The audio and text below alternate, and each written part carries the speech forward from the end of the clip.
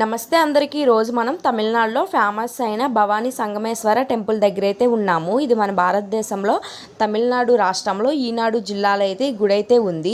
ఈ గుడిలో స్వయంగా పరమేశ్వరుని పూజిస్తారు, అంటే శివయ్యని పూజిస్తారు. ఈ గుడి పక్కన నది అనేది ఉంది. ఈ నదిని దక్షిణ త్రివేణి సంగమం అని పిలుస్తారు. ఎందుకంటే ఈ నదిలో 3 నదులు అనేవి కలుస్తాయి.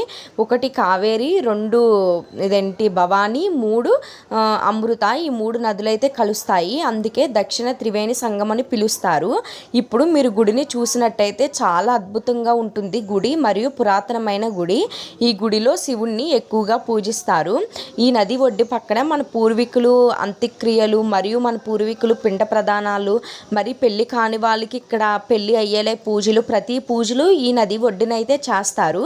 ఇలాగ ఈ నది ఒడ్డున చేసుకొని ఈ నదిలో స్నానం చేయడం వల్ల మనం చేసిన పాపాలు అనేవి పోతాయి. పెళ్ళి కాని వాళ్ళు కూడా ఇక్కడ వచ్చి పూజలు అనేది చేసుకుంటారు.